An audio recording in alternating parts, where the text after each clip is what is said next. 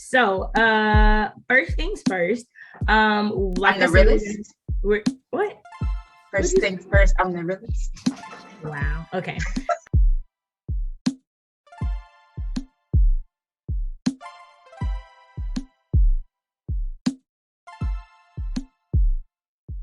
Hello, everybody, and welcome back to my channel. My name is Kiese, and you are watching Shade with the Hobbies. This is episode 5 of season 2 of Writerly Conversations. We are middle of the second quarter.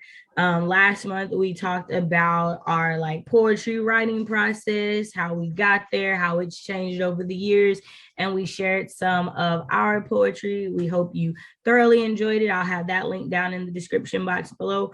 And this month we're going to be talking about our favorite books of all time. If those have changed over the years, what has happened, where we got those, all of the things. So before we get started, I will let my lovely co-host introduce herself, and then we'll get into it.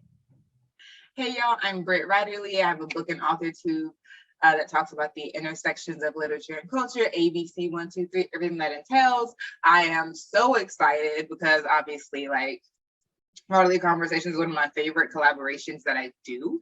And this conversation about our favorite books will give me ample time to fangirl, which is my favorite pastime. So let's get into it. Okay, so we're going to be talking about our all-time favorite books. And so for me, that is going to also bridge into favorite authors because four of the authors and the books I'm gonna name have yet to write a book that I did not love, but I chose the ones that I love the most, if that helps, because we can't talk about all the books all day long. So there's that. Right, so I will start with the oldest book on my list. I feel like, let's see what it is. This is 1999. Okay, so it might be the second because I think Road to Memphis came out before I was 9 years old. Let's see.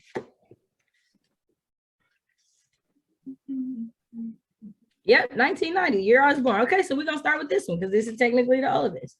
Okay, so this is what at the time that I was a child reading, this was the last chapter book in the Logan family that Mildred D. Taylor wrote.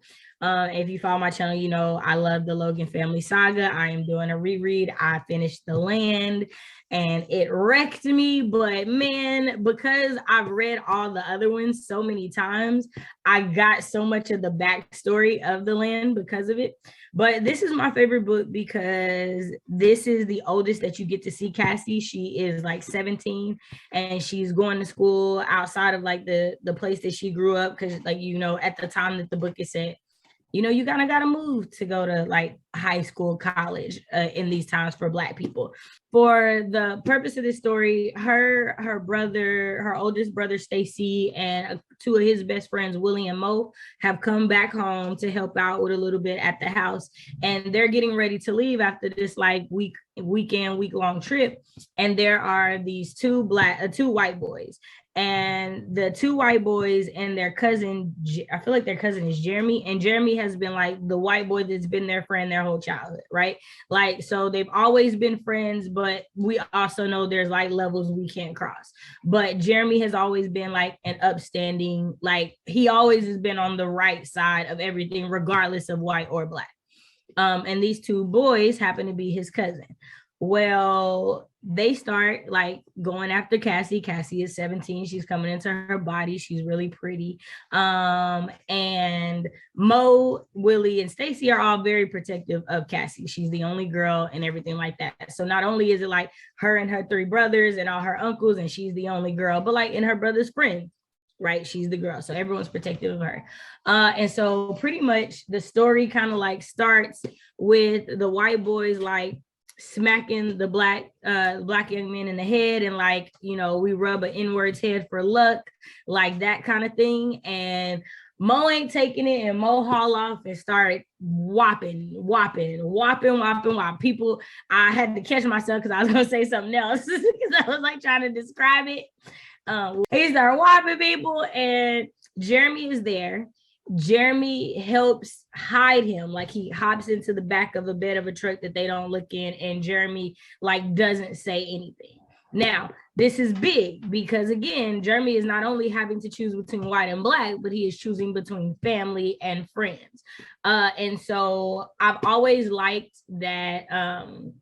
I've always liked that this is how the story is being told, because even in the first book, the one that I went back and read, is the prequel, there's a man who you hear throughout these stories has always been good to his family, and you find out that as a child he was that way. Like he was always trying to right wrongs because he realized that there was something wrong. So Wade Jemisin in the books, the little boy who comes and helps like them chop down the trees, ends up being the lawyer that helps get them out of all the stuff that they end up being the lawyer and stuff. So as reading the land, you get to see like, no, this is how he's been since he was a child.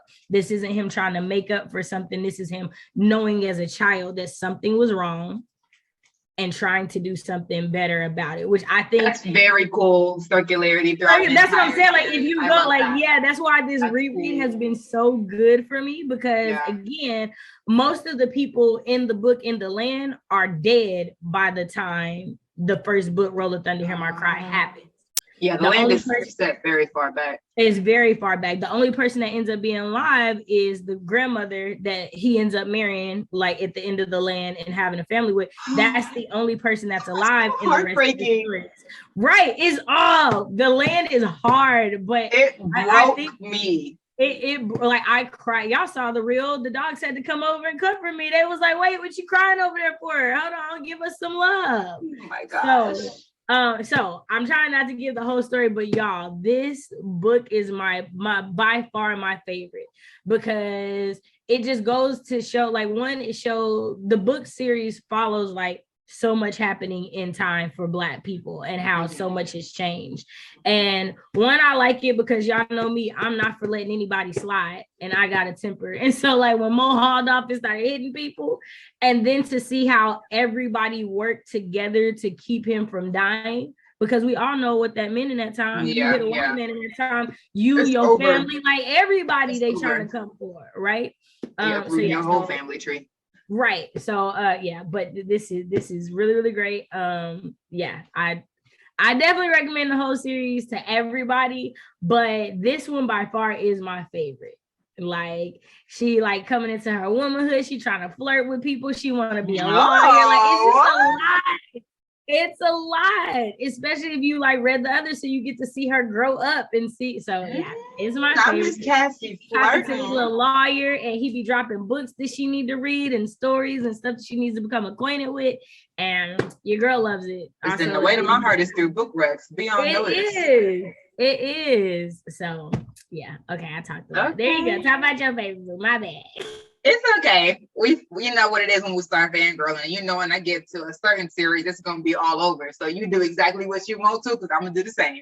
So since we're starting from oldest to more recent, my oldest favorite book is Song of Solomon by Toni Morrison, which was first published in 1977. And y'all, when I was I haven't read this book actually it's been over a year probably. It's maybe been 2 years. I mean, I don't know how well you'll be able to see it, but like there's so much, y'all probably can't see it. Because I've used like a lot of different color light inks. There's so much ink in this book. Like there are so many notes, and all of them are not profound. Like some of them, like looking at the juxtaposition of small intimacies and larger open spaces. And then some of them I'm like, oh my goodness, he peed over these women's head. Like it's just notes of all kinds as I'm just engaging the book. But I will do, it will probably have to be next quarter, because this quarter is just full of a lot of different like just big decisions and big plans and et cetera, which y'all will like come to know about in the coming weeks, months, whatever. So I don't have time to do it right now.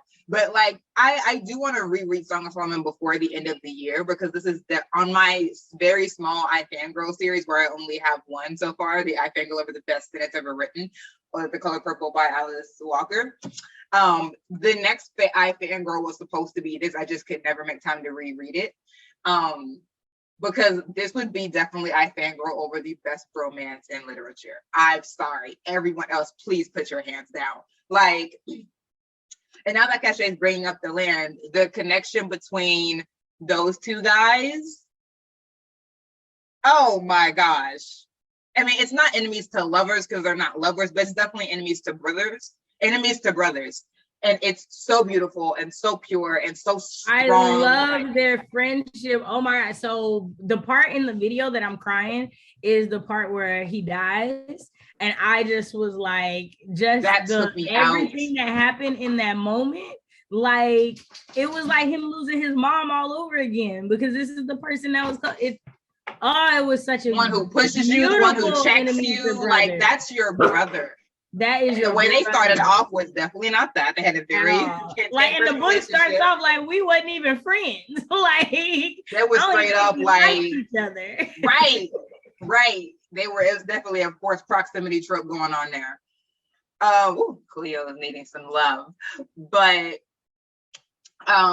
so yes, small aside, but enemy bromance, best bromance in literature, it is Milkman and Guitar. Like, oh my gosh, I freaking love Milkman and Guitar, and they sort of like the land. Their relationship has a heart-wrenching moment at the end too, where it's like,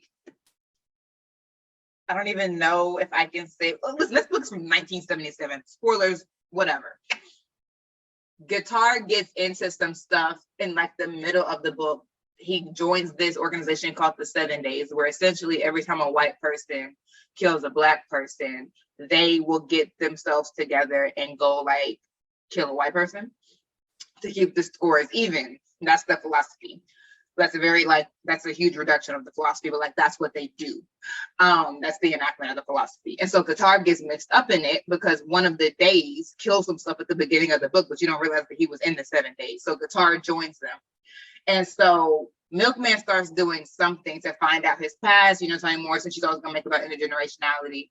And Guitar starts chasing after Milkman. So but they're still friends. And I'm doing a horrible job of explaining it because it's so intricate and so intimate, the way they just really, they're close no matter what, whether they're close, holding each other down, holding each other up, coming after each other, they're always close, and it's always just such an intense and vulnerable intimacy. And at the end, Guitar does something which could and should be unforgivable, and Milkman is just like,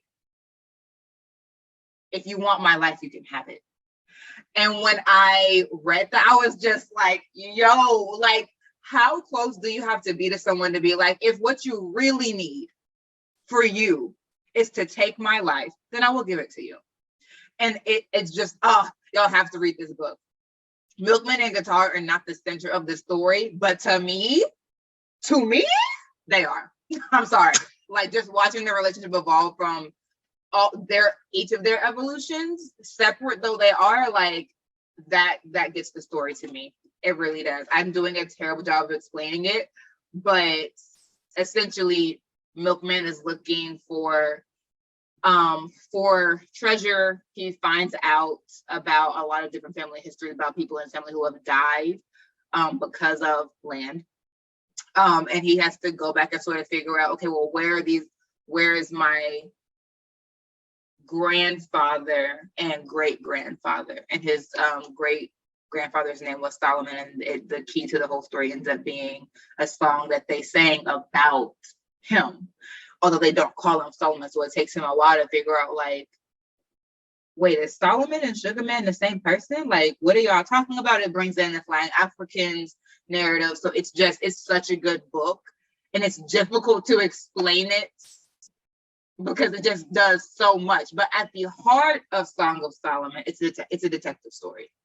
Milkman is looking for some family treasure, and he has to go back he has to go through all these layers to figure it out. Layers about his mom, layers about his dad, layers about their marriage, layers about his dad's sister, who his dad hates for some reason, and her whose name is Pilot, and then his cousin, like so much at home before he even leaves to go back to where his grandfather and great grandfather lived. So it's so intricate, so well done. It really is. It is the best detective story I've ever read, and it took me like till my second or third read to even understand that it was a detective story, because there was just so much else going on that it's like, yeah, at the core of the story, it's a detective story though. So anyway, one of my favorite reads of all time. I would read this book over and over and over again, and that's how I determine a favorite of all time, because I love a lot of books, but and even though I'm a heavy rereader, most of the books that I read, I don't reread. It's a small segment of books that I actually would reread.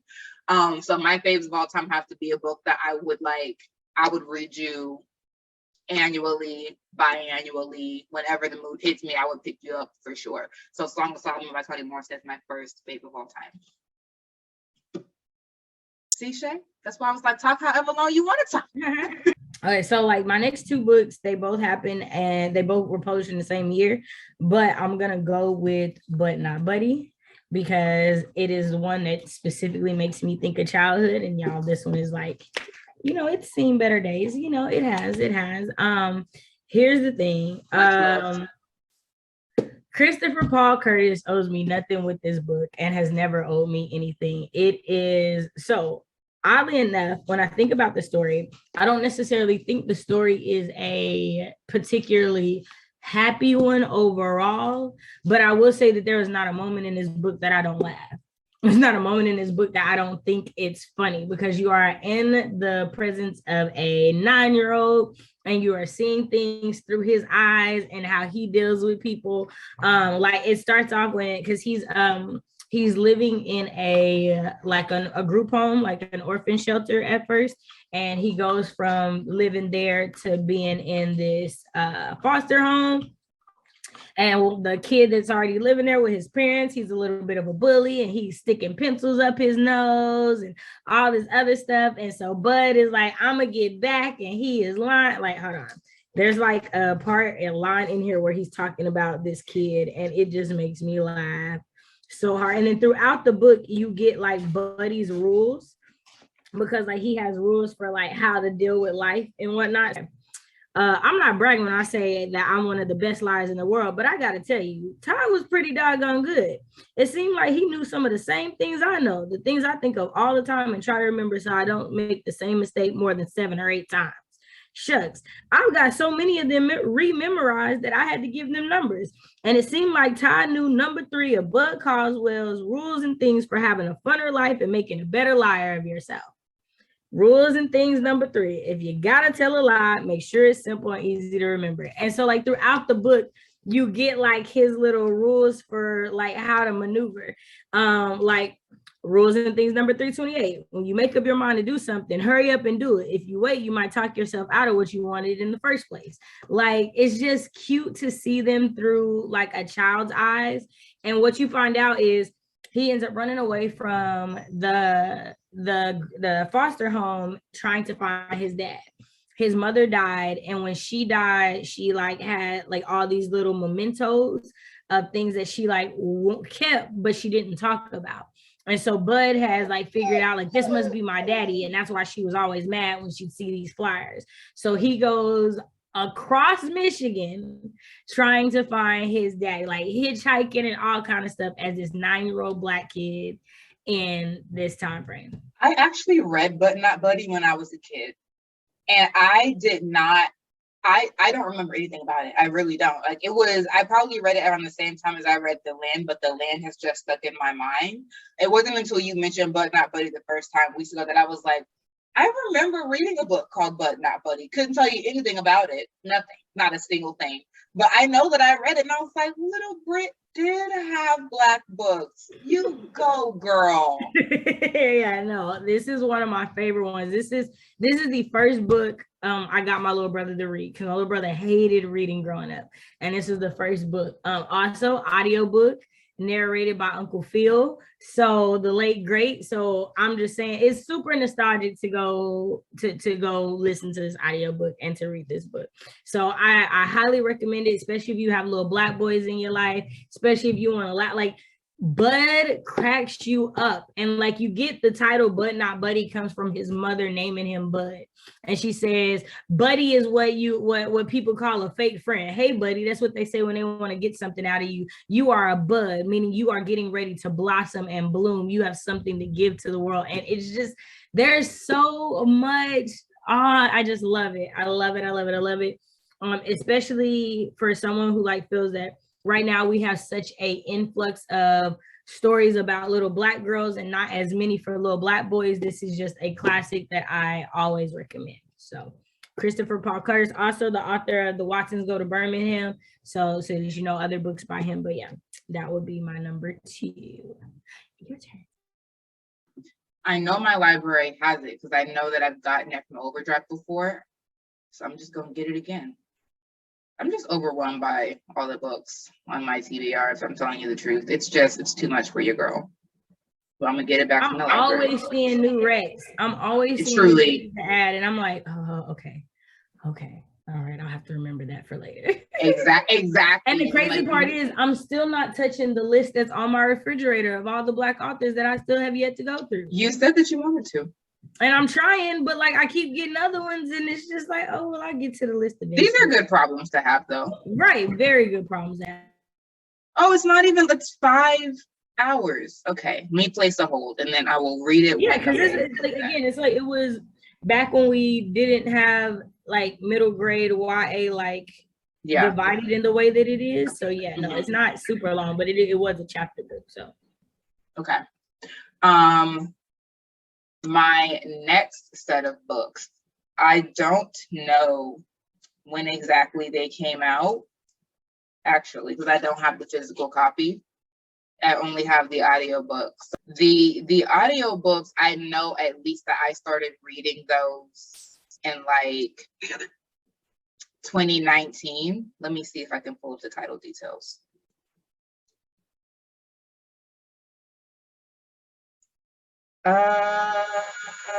It doesn't say, but I know from my like Amazon record that I started reading it in 2019, which is crazy because I was like, I've been reading this series for 3 years now. I was unaware, but the series that I'm talking about obviously is the Amaranthine Saga. Favorite of all time. Are you kidding me? I love it. I love it. I love it. It's so good. And I am a patron of Forthright because obviously I'm on the Twinkle tier, if you know. And so she sends out quarterly art. I'm so excited about the quarterly art I have in my mailbox right now because it's my darling Suzu and Akira. I love them to death. It's going to be a 7-book series. She is on book 6 is coming out in like a month or so. And that's this one, Kimiko and the Uncharted Island. Isn't he so cute? And so the first one that I read that I think came out 2019 is Sumiko and the Enslaved Fox. I put it on Cachet's my friend's challenge because I'm like, I need you to read it. This is my only chance so that I shoot my shot. Yes, because I am not throwing away my shots. Hamill said, if you know. So the first one is Sumiko and the Enslaved Fox. I'm just going to read all the description because that'll be quicker than me fangirling because y'all know that my explanations run a little bit long. So this will be more brief. Humanity is rocked by the emergence of a people who call themselves the Amaranthine. They are our myths and legends come to life, neither human nor animal, yet embracing qualities of both. The inhuman races inspire both awe and fear. Every newsfeed is clogged with updates about the peace process, but some places don't concern themselves with worldly affairs. like the girls' school where Sumiko grew up. A letter from a long-lost aunt named Sumiko heiress to an ancestral estate and its accompanying fortune. Only the legacy comes with an aloof heirloom, an inhuman butler.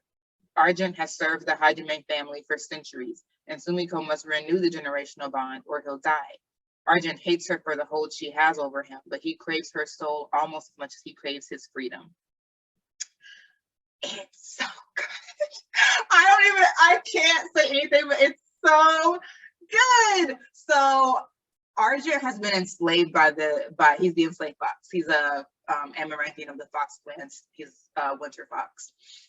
He's been enslaved by Sumiko's family for generations. The Amaranthine are, what's the word for when someone doesn't die? Immortal? Yeah, thanks. I was like eternal, but that's not the word that I'm looking for. They're immortal.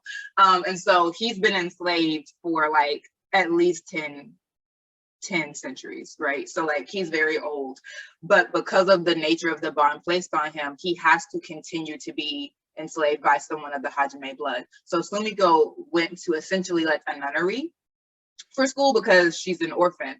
And so she isn't aware of the emergence of the inhuman races. So when she gets this letter from her long lost aunt, who by the time she gets the letter is dead, she's like, okay, so I have an estate.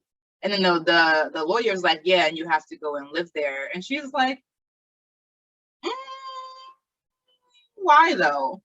And then he's like, and you also have to like take care of it. So she goes and there's like, you've inherited a butler, you've inherited a cook, you've inherited a driver, all these things. So she goes and she just barely knows what the Amaranthine are when she meets Arjun, and she's like, oh. And he hates her on sight. And part of the reason is because you're breaking my master, and people in her family have been awful to him. Like her aunt that just died was the sweetest one by far, and still like you didn't free me, so like how sweet can you be? And so when Sumiko comes, she's like, no, really, like I'm not comfortable renewing this bond. And like she is made to, they convince her to, because they're like, if you don't, he's gonna die. So she does, but she's like, right, cool, that's done, but I do want to break this as soon as possible. She's the first one who's ever wanted to. And he hates her because her soul is so sweet. So like the Amaranthine and Reavers, which is like humans that can like use their soul, they do this thing called tending, where they allow the Amaranthine to not feed on their soul, but like bask in its glory and be strengthened by it. But the stronger the soul, the more like a drug it is. And so Argent, who's the enslaved fox, is afraid that if he gets too close to her, it'll make it impossible for them to break the bond because of the strength of her soul. So they're having to navigate their enemies to lovers relationship, and also navigating the fact that other people in her family want to take Argent for themselves. There are some people who are after Argent because his very existence is a secret from other Amaranthines who would want to try to like take him out while he's in his weakened state too. So it's navigating a lot of like family politics and like global politics at the same time as these two are trying to figure out what we can be to each other when we're in such a power and balanced situation. So it's really, really good. It kicks off the series really strong. Forthright is a master of circularity. She will introduce characters who seem real sweet and cute, and then later they will have their own book, and it's beautiful. So that is why this is one of my favorite series. I have reread it probably, like I have reread this probably like 5 times minimum. And I have read this probably like closer to 10 times. So the first one is Sumiko and the Enslaved Fox, which is the year of the emergence. This Kimiko and the Accidental Proposal is like 5 years after the emergence. That's the second one. The third one, Tamiko and the Two Janitors, is I think 7 years after the emergence. There's a time skip, and then Makoto and the Reaver Village is 12 years after the emergence. Fumiko and the Finicky Nestmate is, what is 12 minus? It's like 15 years after the emergence, because Akira, who is Sumiko's little brother, is 26 in this book, right? So like, it's very cool watching everyone grow up and watching the peace talks, continue watching the threat to the peace, and watching this issue that came up in the first book age throughout the series, which is that there's this rogue dragon who is going around kidnapping women and forcibly impregnating them, right? So like they're yeah. And so like this series is like, it's so wholesome, but there is this one super bad guy out there who they cannot find. Even the best wolf tracker clans can't find him. So it's really, really interesting watching every book have people try to do their part to figure out how to get another leg up on finding this dragon.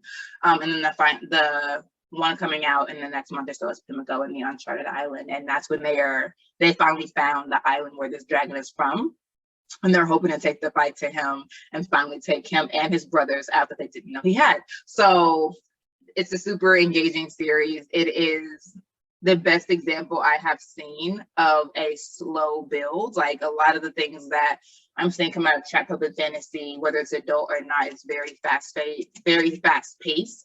But the Amaranthine Saga is just a really good example of how like you can have action on a regular and still stretch out a plot in a way that doesn't bore your readers, just shows your reader even more intricate world building so that they appreciate more of the small things that come up, right? Very much like Mildred Detailer introducing these people and then showing you later like how impressive their life has been or how they have been from the beginning. Like those sort of things I really, really like, and I don't feel like we see a lot of them as much in trad pub, both because we don't see longer series like this anymore as we used to, and because publishing is pushing authors to like blow up every bomb in the first book in case you don't get a second book, which like one of my critique partners literally told me that her agent told her, which like, you know, do what you do, but like that's the expectation. So it can be hard to stretch things if you're being pressured to fit everything into a 3-book block and you're always operating like you're not going to get another book, right? So I love these examples of Mildred Detailer and Forthright showing us how beautiful it can be when you do just allow a story to take the time that it takes. Yeah, no, I totally agree. All the longer series I know that exist come from authors that started writing in the 70s, 80s, and early 90s.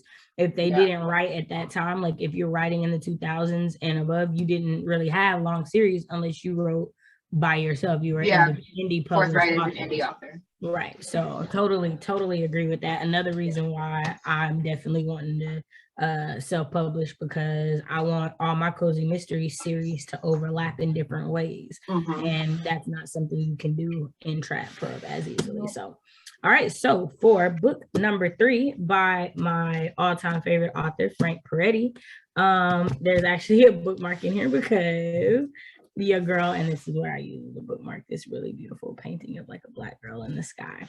Shout out to Kaylee because she blessed me with these one day, like a thing she had sent to me. So the girl loves her some Frank Peretti. You know, right now I have had Britt and Deidre to read with me This Present Darkness and Piercing the Darkness, and I love it. But this book is my absolute favorite because, so to start off, Peretti is a Christian fiction author. If I had to put him in a category, I don't know that this category exists, but it would need to exist for him.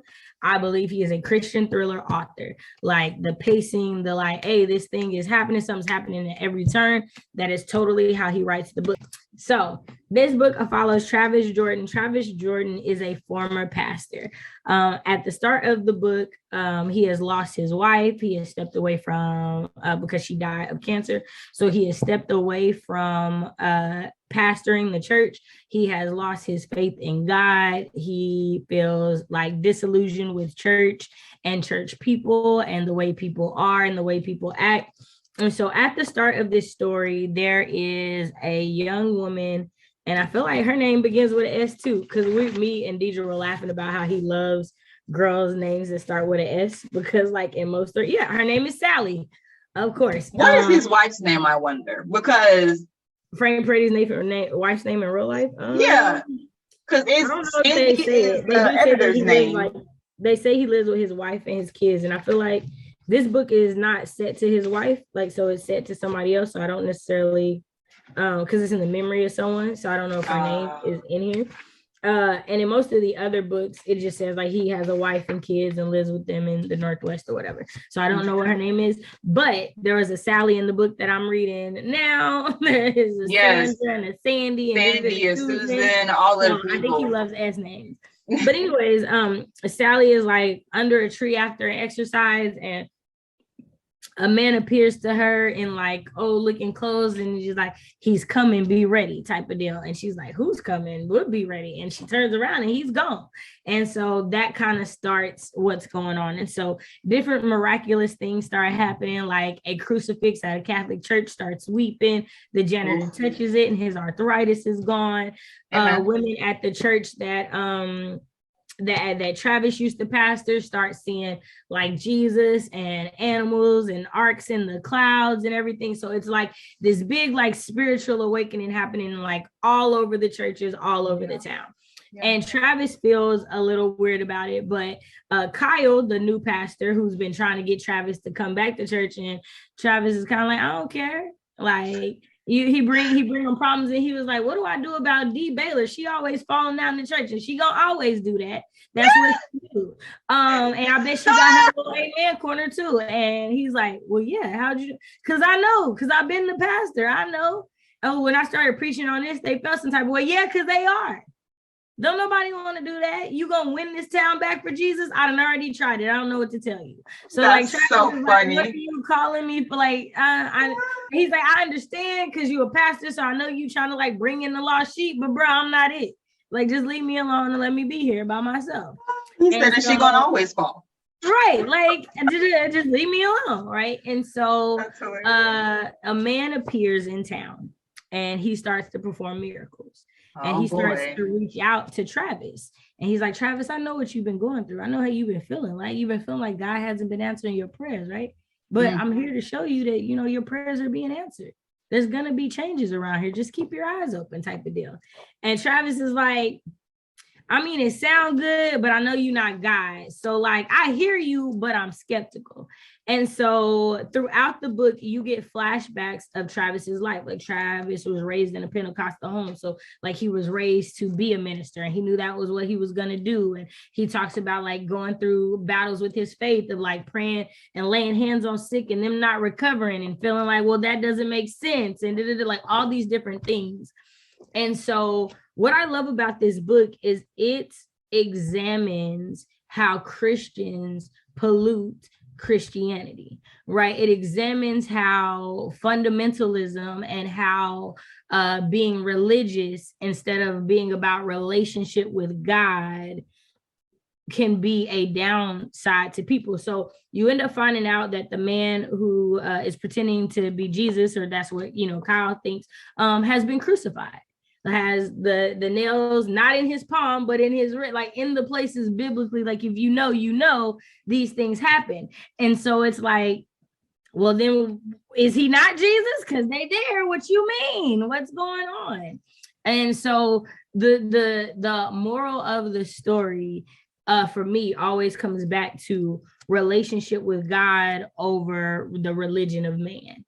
And so I always urge this book for people who are dealing with their beliefs and their faith and dealing with wrongs by Christians that have been done to them, or things that have been done that are not as biblically sound as some people like to pretend that they are. And read this, because this man is at the lowest point of his life, and he's been raised in church, and he knows like everything. You can't bring a scripture at him that he doesn't know and understand, because he's taught it for years. But that doesn't mean anything when your relationship with God is broken. And that's what I love about this book. So again, like I specifically recommend this for people who have problems with Christians, specifically, like who feel that they've been wrong, because I feel like this isn't a conversation that we have enough of. That how, like my grandma used to say, church folk make it hard to be a Christian. Like she used to say that all the time, because there are so many different things that can happen. And I think to have this book written by a Christian man, acknowledging those things and exploring how those things make you feel, and exploring like, no, I believe with all my heart and I don't see anything. I'm praying every day, but I don't see anything. Like, and like, you're not the only one that goes through that. You're not the only one that feels that. And so that is why this is my all-time favorite book of all of his. So I totally recommend it. I really don't feel like any of his books are really preachy, to be honest, because I feel like I've definitely read things that are way more preachy than what he is. So I don't feel like you'll get like bumped over the head or feel like you're getting preached to, but I do feel like you will be able to relate to some of the things in this book for sure. So yep, that's this one, and I love it. So that's my right. There you go. I'm really like, because that Kiese has talked about Frank Peretti for a long time. Like, she's not just mentioning him, she's just rereading him that I know, but like she's brought him up to me a long time ago. Yeah, because I reread The Visitation last year during Black Women-a-thon. I feel like yeah.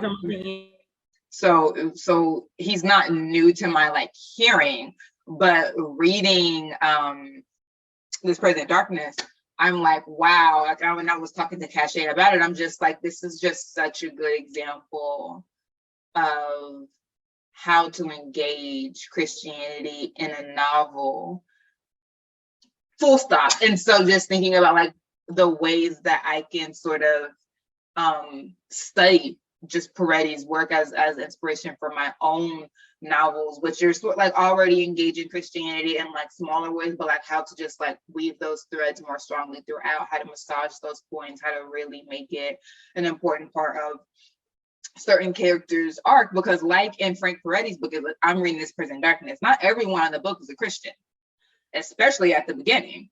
But like even where I am, where I'm almost at the end, not everyone is a Christian. And not everyone's a Christian in my books, but if people are saying that they are Christians, then why wouldn't that be a part of their arc?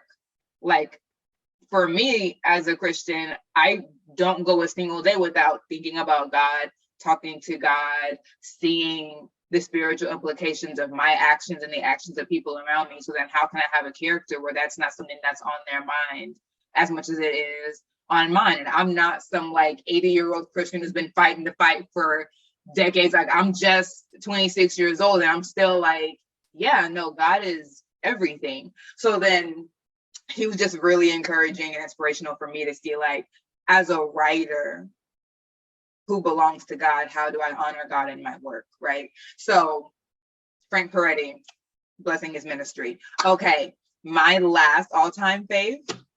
This is a newer one. It came out last year. It is Beasts of Prey by Ayana Gray. This is the YA Book Club exclusive BNN edition, Barnes & Nobles. So at the end of the book is chapter 1 again, but it is annotated. So you see the notes that Ayana wrote on her chapter 1, and it's so cool. Y'all probably won't be able to, not me stealing stuff, y'all probably won't be able to like see fully, but like on like the first sentence of the book is the hut reeked of death. And so she writes, when it comes to opening, first of all, her handwriting is real good. When it comes to opening lines and scenes in a story, I tend to be very picky. It has to feel right. In the end, I rewrote this part more than any other. So just like seeing how she's thinking about the book, she just little notes like her underlining victim and like just that, okay, that word just meant something to her. She was just thinking about that word choice, like just seeing how much she's thought about each section of the book. And also she likes writing, so that's why she also enjoyed being able to do this. Like, this is not necessarily like something known about Cross, it's just her like making a little doodle about the night suit. So it's super, super cool. And I was happy to be able to get the annotated version of the book because I want to, and there's character art at the very end also. So because I already knew that I wanted to reread. I haven't reread Beasts of Prey yet, but I do want to reread it and annotate it specifically. It was very important for her for Beasts of Prey to be categorized as a Pan-African text or Pan-African fantasy. And so you do see influences of Black thinkers throughout the diaspora, and they're given the names of like honored priests. Or like the honored priests in the text are named after him, like after them. Like there is an honored like artist whose name is like Master Lumumba, and then there's a master named Garvicus, like Marcus Garvey. So like it's just seeing her engaging with it is just so amazing. I believe she went to UCLA, and she got a degree in African American Studies. So that's just really great. I didn't tell y'all what it's about. It's a multi-POV book. There are 3 POVs. Kofi is the protagonist though. So I'm just gonna, again, read out the synopsis because authors are more succinct about their work than I am. And that's just the truth. La Costa was once a city of magic and splendor. Now, 100 years after the rupture scarred the sky and devastated the land and its people, magic is no more than a myth. Until one night when Kofi, an indentured beastkeeper at the infamous night zoo, unexpectedly unleashes a dangerous, untamed power that has been secretly brewing within her for years. She sets into motion a chilling sequence of events that not only upends her whole world, but also links her to a complicated stranger with secrets of his own. My buddy Ekon. As a warrior in training for the elite Sons of the Six, Ekon's task is to stop Kofi in her attempt to flee the night zoo. Instead, she saves him from the Shetani, the monster that has plagued La Costa for nearly a century and stalked Ekon's nightmares. Following their chance encounter with the beast, Kofi and Ekon, each with a hidden agenda, strike a tentative bargain, teaming up to capture the Shetani as a hoped-for solution to their dire circumstances. To do so, they must enter the greater jungle, a world steeped in wild, frightening magic and untold dangers. But once the hunt begins, it quickly becomes unclear whether they are the hunters or the hunted. The start of a stunning and sweeping fantasy series from debut author Ayana Gray, Beast of Prey is an epic adventure where monsters hide in plain sight and 2 determined teams must decide whether to fight for what they've always dreamed of or for each other. So it is a sort of enemies to lovers because, like it says in the synopsis, Kofi is an indentured servant and Ekon is supposed to be capturing her while she's trying to escape. And one of his teammates ends up hurting her mom. And I'm not spoil that because people could be wanting to read this book. It's kind of new. So it is a very tense relationship at first. And as they go and have to depend on each other, you get to see them sort of put aside the things that they have been taught for the things that they are discovering for themselves and discovering that like we don't have to be at odds when we really make decisions about what we believe about the world, what we're seeing, and then how that relates to you. We don't have to be enemies, and seeing them have to decide, am I going to choose you or am I going to choose the core values that have been implanted in me that my family still holds me to, because both of them have family that are counting on them to carry out this mission correctly, right? And so it's just a really, really good book that has like global, like again, like the Amaranthine Saga, there are global stakes, there are stakes, there are personal stakes, there are interpersonal stakes, and seeing them all work together and conflict, and then the position that puts the characters in is just so compelling. It kept me on the edge of my seat. For those of you who saw my my reading blog that I did for Beast of Prey, you know I was in my feelings, going through all the motions. So Beast of Prey is definitely the kind of book that I was just like really just like, this is it. Like, this is, I wanted to see a book that did something like this. Like, how do I incorporate Black culture into a second world fantasy? And Ayana Gray just wrote the book on it. So I really, really like Beast of Prey. I'm looking forward to reading it again and again and again, because even on reading it the first time, you can tell there are so many layers and intricacies to her world building that it calls you to read it again if you really want to get the full extent of what she's built. That's awesome. Were you saying that was your last one? Yeah. So okay. You can all right, take it away. I'm gonna speed through these so that we like can get through there. Okay, so for two of these, this is why I had to do the recount. It's really anything by N.K. Jemisin, Elizabeth Acevedo, if I'm being honest. Anything by them. The Poet X, it was the first novel in verse that I read, and I love listening to her. Yeah, no, it's not. I mean, it's honestly a short audiobook for sure. Yeah, definitely.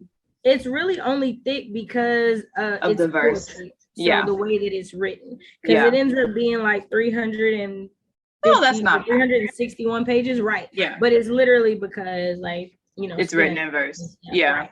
So I love it. I think it is awesome. I love it. I just love it. I love it. I love it. I love her. For the Inheritance trilogy, it is book 3, The Kingdom of God, See a Story for me. That are my overall. If I had to pick one, it would be those. Really no explanation. Y'all, Poet X has been out for a while. We just finished the Inheritance trilogy read along, so y'all know. Okay, so the last one is Long Division by Kiese Laymon. Y'all, like I've gushed about this book before. Me and Deidre gonna gush about it eventually. Again, we trying to figure it out. Your girl trying to shoot her shot and get to interview me, talk to Kiese, because this book, I have not been in the book community long, right? Like I joined like the beginning of 2020. So I'm at like 2 years and some change.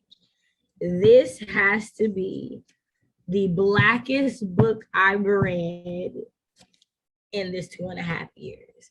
Like blackness through and through, and I love it, and it makes me so happy. All right, so Long Division follows Centurion, who is getting ready to perform in this competition in which he has to use these words in a sentence correctly, right? And that's how how the competition goes. And he's going up against Lavender Peeler. Here's the thing, him and Lavender Peeler don't like each other, like at all. Like they always playing the dozens, they always like coming up. So the book starts with one sentence, and it starts, Lavender Peeler cares too much what white folks think about him. Like that's the first sentence of the book. Y'all know I don't care what white folks think. That it had me at sentence 1. It was like, last quarter, instead of voting for me for 9th grade class favorite, he wrote a book, wrote on the back of his ballot, all things considered, I shall withhold my CF vote rather than support Toni Whitaker, Jimmy Wallace, or the white homosexual, fat homosexual. Like the way he capitalized these words, because Centoya is neither white nor homosexual or fat. Like this is just what he calls Centoya. Like it is such a hilarious conversation about Black children and how we navigate through friendships and enemies. And him and Lavender low-key go from like enemies to best friends to like, could there be something more? It's like you don't know, because it explores like being a young child and trying to understand and navigate the difference between romantic love and friendship love, and what you feel about this person is you feel that this person needs to be in your life. They are connected with you somehow, but you don't know how. And I love it. I love it. I love it. I love that the conversation throughout, like, it's Black, it's blackity black, and it's going from 2013 to 1980 to 1960, and the book like flips on itself. His principal gives him a book called Long Division, in which the main character's name is also Centurion. And City begins to read this book, and y'all, if y'all seen me talk about it, y'all know that it is 2 books in one, and it flips around and you have a whole different story that you're reading, because the City that's in 1980 is in love with a girl named Shalea Crump, and Shalea Crump says, City, if I wanted you to change the world with me, would you? And I'm just like, what do you do when your 8th grade crush, the girl that you just in love with, is like, I'm trying to change the world. What you trying to do? Like, I'm trying to be with you, girl. And she's like, I can't have a boyfriend. I want to change the world. Listen, I'm trying to ride with you wherever you're going. And I'm like, man. And I'll be what you need me to be to you. So it is such a, the word is meta. It is such a meta book. That's what I thought about when you said there's a book in it. I was like, oh, it's meta. It is amazing. I'm trying not to cry. I love this book. It is blackity black, and it is speculative and magic realism, and it's just like, it's all these different things, because you're like, did y'all really just climb into this like random spot in the ground and then wake up 20 years in the past? How does that happen? and a girl went missing, and y'all, it's so much. I can't gush. That sounds like a book I have to read physically. So I listened to the audiobook, and I found it great with the audiobook. Sean Krisden owes me nothing for narrating this book. I promise you will be like me and Deidre randomly texting each other, all things considered. Because it's like a phrase that like keeps getting repeated through this book, and it's just hilarious. Not all things considered. All things considered, I feel like you're doing too much. Like, y'all, it's hilarious. I love it. I read it last year, recommended to Bree. Bree loved it. Deidre has read it now, and she loves it, y'all. I'm just saying, read it. I'm not saying I'm good at recommending books, but your girl is good at recommending books. She ain't let me down yet. Like, girl, so I'm just saying, give it a try. All things considered. You might want to go ahead and take the because I guarantee you're going to giggle. I guarantee you is like there's a part where he's like, it's not like I was getting nice with myself, and with me and Deidre giggle about it all the time. Like we giggle about it because it's the way that he says it. Getting nice with myself, sir. What? Right. He was like it's hilarious. I love this book. It is it's everything. It sounds like it has a really amazing voice. It does. Like City and Shalea, their voices are so distinct in who they are, their personalities. Even Bae Shepherd, like her, and what you realize about her and why she goes missing and what happens. And it's like, oh my gosh, once you get to the end and you start connecting all the threads and you're like, yo, I'm just saying, read the book. Your girl is trying to shoot her shot. So maybe by the time this video comes out and we in the chat, I can tell y'all that I got the interview scheduled and it's going to be a thing because I love this book. Okay, y'all. So that is the end for me. So yeah, I can't think of anything else. Like we don't really have no questions or nothing because it was just, talk about your favorite book. So what, go ahead. No, so y'all can tell us your favorite books of all time in the chat. Yeah, definitely. Tell us what your favorite books are. Tell us why. Let us know all the things. Maybe we'll get some more recs from the chat. We do want to thank you guys so much for sitting with us and taking this time with us today. I know it's a little bit shorter than normal, so yeah, we get out of here a little sooner. It is what it is. We will see you guys next month. It will be June. We don't know what we're going to be talking about yet, but I imagine it's going to be really good. Whatever. It'll be good. It's going to be good. All right, y'all. So y'all have a great rest of y'all day, and we'll see y'all next time. Bye. Bye.